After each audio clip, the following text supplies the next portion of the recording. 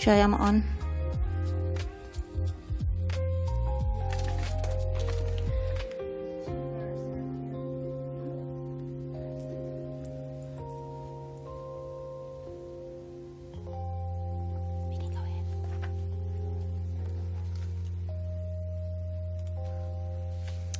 We will call to order the Measure AA Oversight Committee meeting at 6:30 p.m.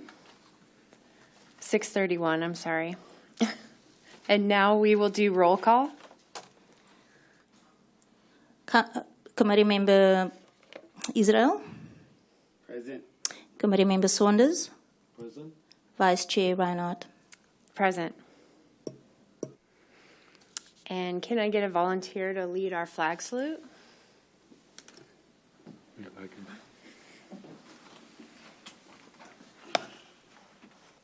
Ready? Begin. I pledge allegiance to the flag of the United States of America and to the republic for which it stands, one nation, under God, indivisible, with liberty and justice for all.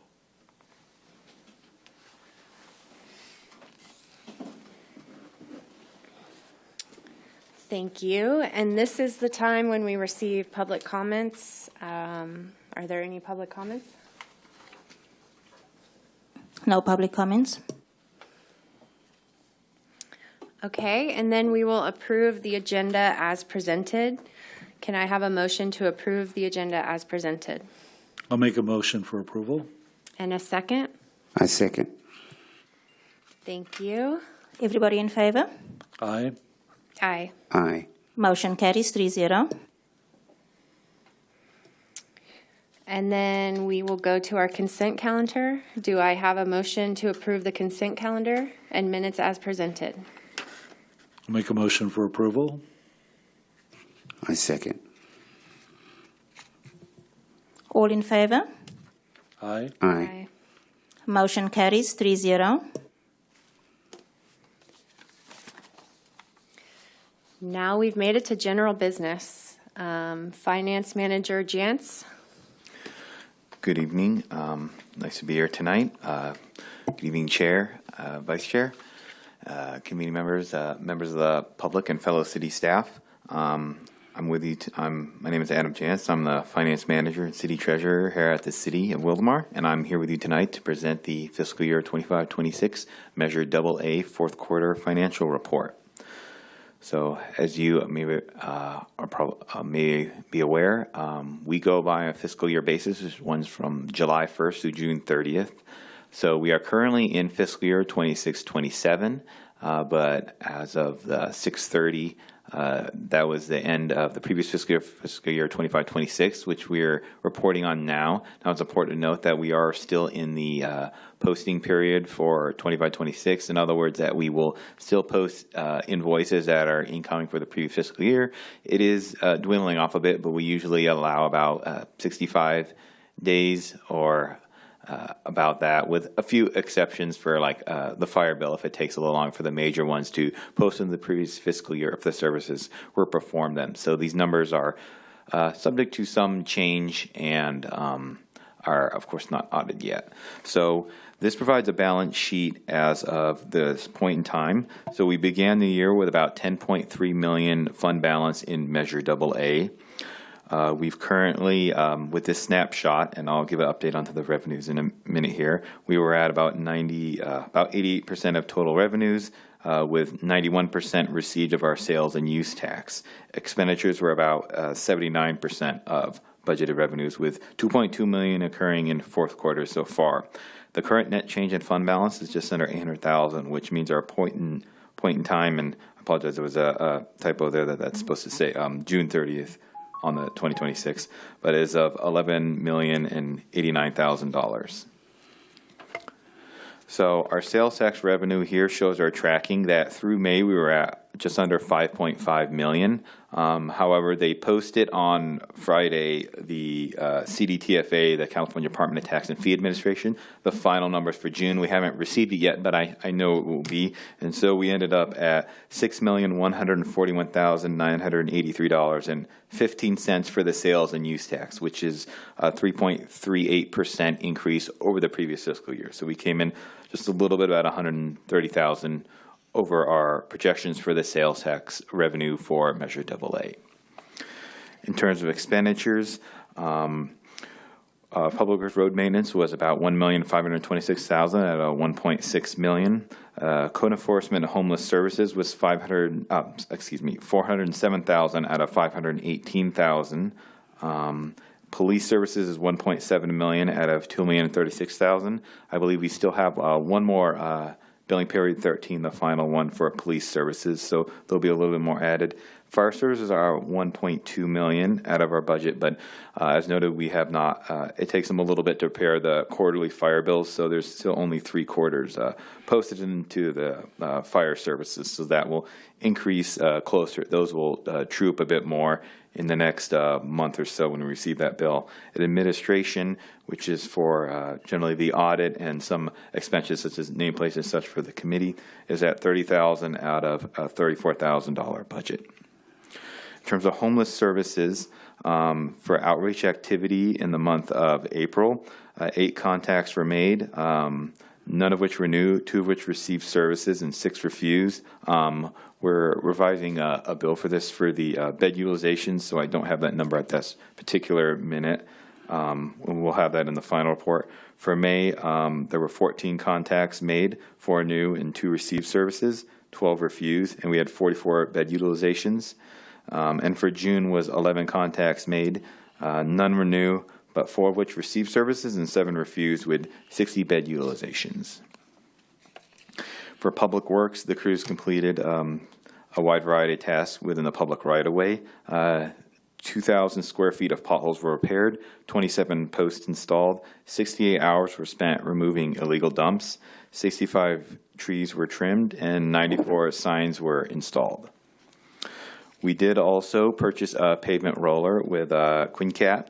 The city took delivery of it. The cost was $44,288 and was procured under our Sourcewell contract. We did also in this current fiscal year, which is beyond this report, fiscal year 26-27, is we do have budgeted for a dump truck for the road maintenance program that was budgeted in the original biennial, and we are currently looking at scheduling procurement at some point in the future. Police services. So the motor officers for April through June had 161 traffic collisions noted and 803 citations. We are seeing citations, obviously, with the addition of the motor officer, increase over time, and collisions have generally been tracking down with a slight uptick in the recent months. For fire services, weed abatement, we had 1,301 weed abatement inspections. And medic squad calls were 568 for the medic squad. In terms of administration, the fiscal year 25-26 interim audit was completed and no issues were noted. But that is only the interim audit, so the final audit will begin in November 9th. This is when we provide the trial balance. We usually we're hoping for an issuance of January 22nd. So some items to note, we are going to come in a little bit less on some of the shelter, as previously noted in ones that the shelter grant is being applied as part of our shelter service provider has a grant that is being applied. So we've been for the last several February through June, we are paying for only the emergency shelter beds, not our normal beds, so the after hours usage. So that's reducing the bills a little bit temporarily as those are being funded by a grant that our provider has. So that's saving the city some money for the short term. As noted, the pavement roller was received, and a dump truck is budgeted for 26-27. And then also I wanted to just note as a follow-up to a previous request from the committee regarding a neighborhood watch that I have consulted with the city manager, and Measure AA could be applicable to a neighborhood watch program. But as that is that would be subject, obviously, to the community to form. So as that's not that wouldn't be it couldn't be a city organized. It has to be run by the community, but it could be supplied with some funding if it were to become available. I believe previous ones where attempts were made in prior years, but there was, from what I heard from the lieutenant from the sheriff's department, that there wasn't that the participation levels fell off over time, which is one of the reasons why it Neighborhood Watch tended to dissolve a bit. But it could be eligible for funding. And with that, that concludes my presentation, and I'm open to questions from the committee. Thank you. I have a question. I'm just curious what costs are involved with code enforcement outside of homeless services. Are you in specific to, so in AA or in general? I mean, I guess in general I'd be curious, but just based on what you presented us with the expenditures for code enforcement, I'm just curious what those are. Oh, so in Measure AA, the expenditures? Yeah. So it's the shelter services that we have for supportive housing, allocation about 25% of the code enforcement team, because they go out once a week on their saturation patrols, and also for the outreach that we have with our CityNet, that we have with our MOU with City of Marietta. So that's what's paid out of AA. Other general code enforcement services, like there's a lot of other items that code cases that they do. Those are general fund items like legal expenditures for pursuing code cases for just regular enforcement of like building codes and such like that. Other city ordinances that are not related to homeless. Those are in those would be in the general fund. Another thing I just wanted to point out is it seems like we're spending money on homeless services, but the number just keeps increasing. Is the city keeping track of that also? Yes. Okay. Do you think we track the numbers? And do you think that kind of shows maybe what we're spending money on isn't helping the problem, or? There's different ways to look at it, and I would want to interject my opinion into it. It could mean various things, that it would be higher without it, or there's a lot of items that kind of influence that. So it's kind of hard to speculate as to the causes of that. So. Okay. I have a question. Mm-hmm. First of all, thank you for following up on that neighborhood watch. That's good news, mm-hmm. Number one. And with that success of us asking and you bringing back that kind of information, I'm going to throw another question that possibly you can research and find out for us, if everyone is in agreement with that, is the resources that we generate, revenue that we generate from the AA measure, the tax. Mm-hmm. Can that be used to enhance, service, upgrade, offset some of the parks that we have? We don't have a lot of parks, and I know that's a Measure Z issue, but is there a way that some of those funds that we do have, like, say, for instance, we talk about the homeless, the resources that the AA mm-hmm. goes toward the homeless. There's a big homeless problem at the parks. My question is can some of those resources be used for the parks? And if so, in what capacity, as the Measure A law for those tax revenues require? And if there was anything that could be done to expand those resources to include creating a better experience for the residents of Wildomar with the park and how they are being taken care of, maybe upgraded, maybe a little bit more attractive.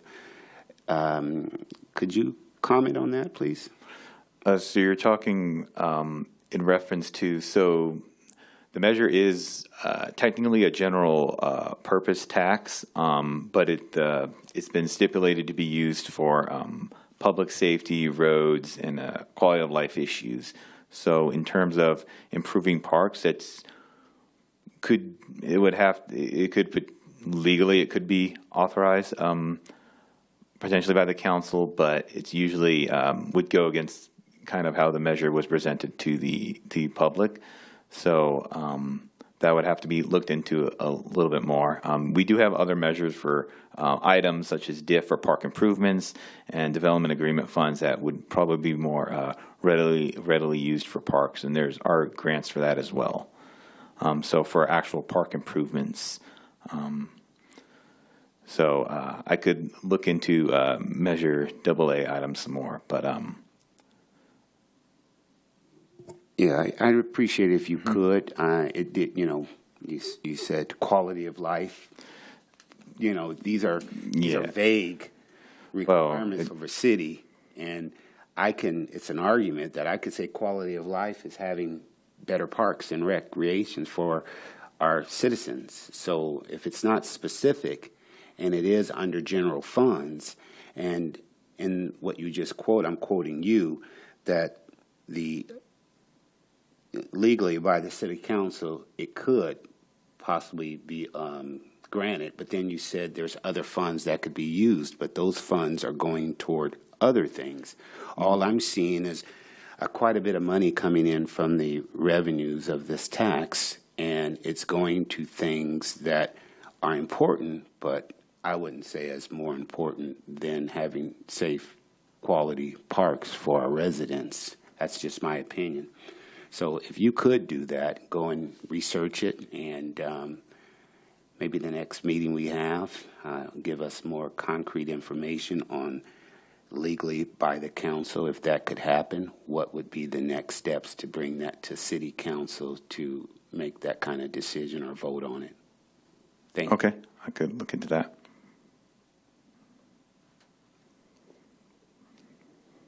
Adam, I've got a question on the shelter grant that was applied to February through June. Is that going to be extended at all for this next fiscal year? Is there any way we can get another grant, or are they working on anything? Let's see. I believe I had the notes look at. So that one was going. It wasn't a grant with the city. It's with the service provider that they had a grant, and I believe they had. I want to say, I'll have to look at my notes here. I believe it was up through September, so only had a certain amount of time for that it was being applied. So it will extend a little bit into this fiscal year, but it's not. I don't think it will. I'll look at I have to flip through my notes here, but it was, I believe, was going to, I want to say September. So we have a few more months of it left, but it's not an indefinite grant. And I'm not sure if the provider had any more of those grants, so that's something we'd have to look into a little bit more. Although, of course, they are the applicants, so it is sort of, it's not necessarily a city application. I see.